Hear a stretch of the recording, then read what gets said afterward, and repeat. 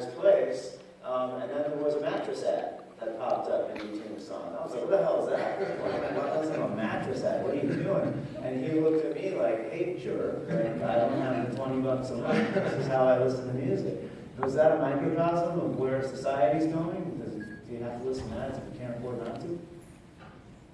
I mean, I think we're seeing it on all consumption, right? When you get to whether it's video content or streaming content. I mean, for us, yes, to your point, it does kind of create sort of a streaming caste system, right? Where you can't be bothered, but yet here you have to have mattress ads, and you know, maybe that's correlated to what your breakdown is on their end. But you know, on the flip side, again, these are people that didn't, or a demographic that didn't have access to legitimate forms of consumption that now have the history of recorded music accessible to them at the touch of a button. I love that. Right? So the economics of that, could that person, you know, have access to that library? And we're seeing it, you know, which is part of the rising popularity too, that, you know, other demographic groups that might not otherwise listen to Latin music now have the discovery element of I would have not necessarily bought it, but now have access to it. And you play J Balvin once, and now your whole algorithm just turned Despacito, right? So that's gonna expose you to more music. Next thing you know, Saturday morning, the salsa's gonna come out, and you're gonna be vacuuming just like my mama did back in the day. I love that answer for no other reason than it's so optimistic. So thank you for that. All right, so a little bit more back on topic before this gets political and social, which is pretty easy to do these days. Can you, Jen, just expand a little bit more on your interaction with brands in terms of the supply chain, right? So you work for a distributor making this content. Do you get brought the content and have to go pitch it to the brands? Do the brands come to you and say, we need an idea? Does an ad agency come to you and say, we have an idea? What's the supply chain of ideas and brand integration look like now? Yeah, it comes from all different sides. Clients will come and say, we want to reach this Who's audience. a client? Is a client the brand? Sorry, the client is a brand. Okay. Yeah. So a brand will come and say, we want to reach this person. I deal a lot with Conan O'Brien and his show. A lot of people will say, we want to be in Conan. You know, the answer to that is, you want to be in Conan because of what and who Conan is for 25 years. And so if you're going to partner with Conan, you have to let him be Conan.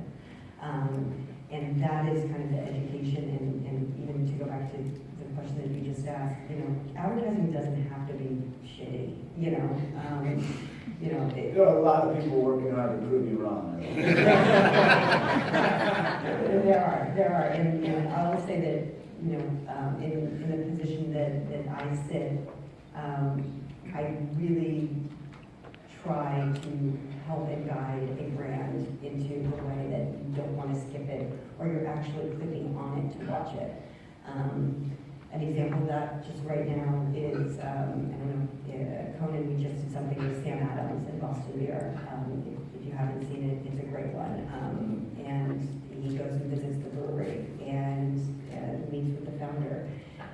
It's really entertaining and doesn't give, you know, the marketing points that probably Sam Adams does in their 30-second commercials. It comes through, makes the founder really personable.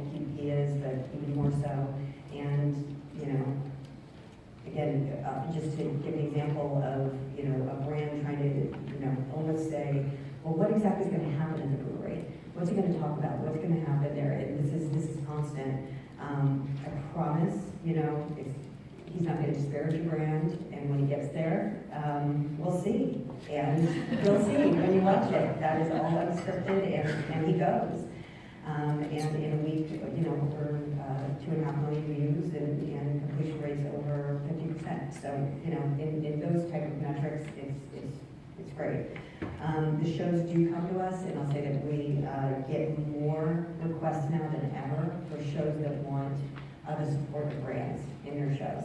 And that is very different from the arms like that we were talking about before, like, oh, twist my arm, fine, I'll do this. they're asking, they're sending us pilots, they're sending us scripts, they're saying who can be involved at a very early stage.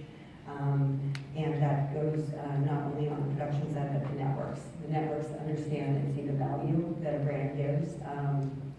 And then the onus really does become on the brand to be able to understand that space. And again, that's why we're there to help them and to guide them.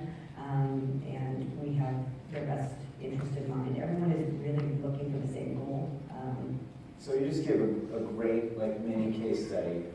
We have 2 pieces of video, and it's all queued up to answer this question from the overview. How can companies go beyond traditional advertising to monetize content or not, and engage consumers with a branded message? So if we could play the Skittles piece first, and then let's go right back to back and play the Coca-Cola one after that, and then we'll discuss.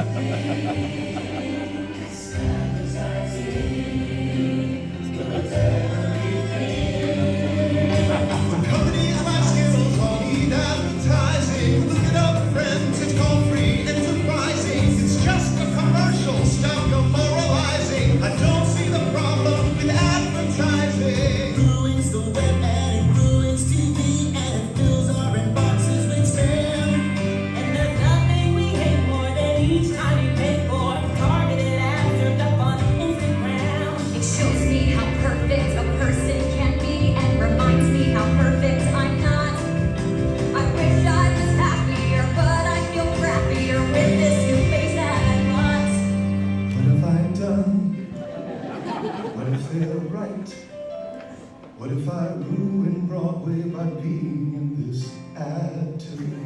I see what you're saying, and I'm making this pact. Never make an ad again, so long as I can act. Because advertising, it ruins everything.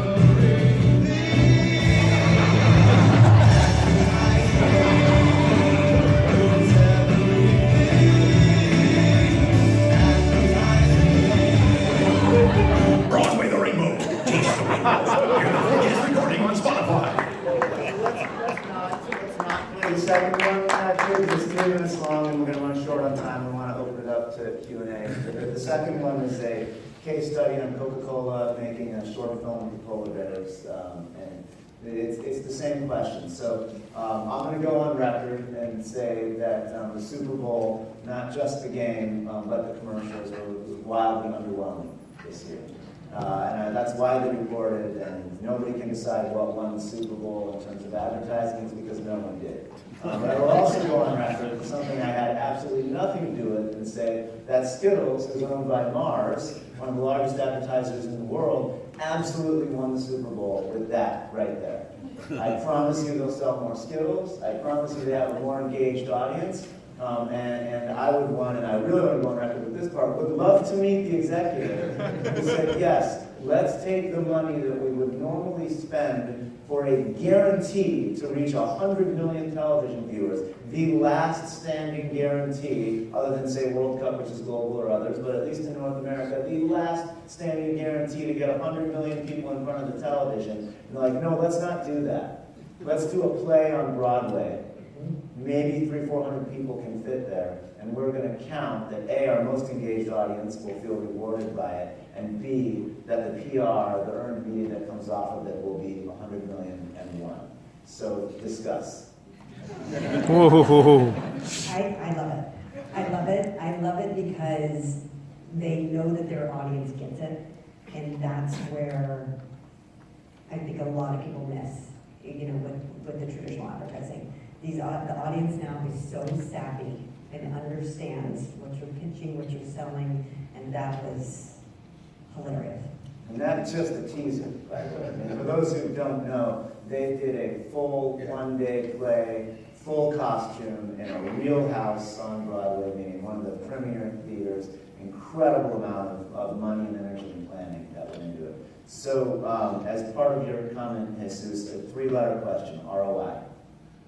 ROI, I mean, for us, it's when a partnership is mutually beneficial, right? For the artists in this day and age, when album budgets aren't what they used to be in the golden era, right? The beauty is when we can take an artist and a brand and bring them together, when we share the same DNA, right? And in this world of clutter, in terms of how do brands get to me if everything's on demand? If I'm here, I'm there, right? We galvanize that moment with an artist, and the ROI on metrics, on what the affinity from that consumer or that fan turned consumer gives to the brand. I mean, that's really the ROI for us in terms of the marketing muscle these brands can sometimes supplement these brand campaigns with, right? There's no such thing as artist development, tour support in terms of, relatively speaking, as far as what we had in the past. So the ROI for us is obviously revenue, but also the affinity and the push that it gives our talent. I mean, again, drive down Sunset. You mean like brand value when you talk about it? So there's ROI associated with people who pay for streams, or streams that go out for free, that advertisers interrupt, and then there's the idea that an artist has to have a brand. Is that Well, it used to be what you said?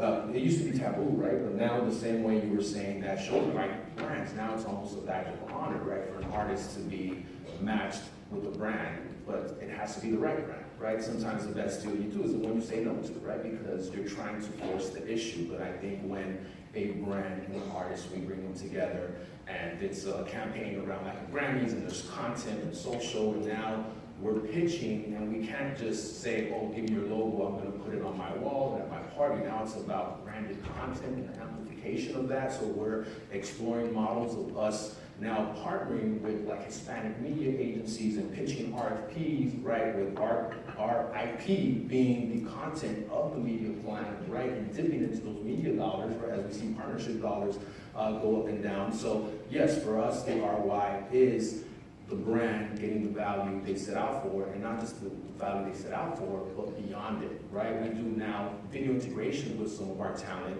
You look at some of our artists, and our top tier artists, their last 4 or 5 videos average about 750 million views, right? So when you equate that to CPMs and you start doing those formulas, the ROI for brands on a $100,000 video integration that's native within the story that aligns them on a cultural lifestyle level, right? Because there's the advertising level, there's the marketing, but then there's the culture and lifestyle element that transcends all demographics, right? And that's what the kid in Colombia waiting in line in Mexico City for the new Virgils and the one here on Fairfax shares the culture and lifestyle. So it's us helping the brand tap into that. Okay, so the line's getting blurry between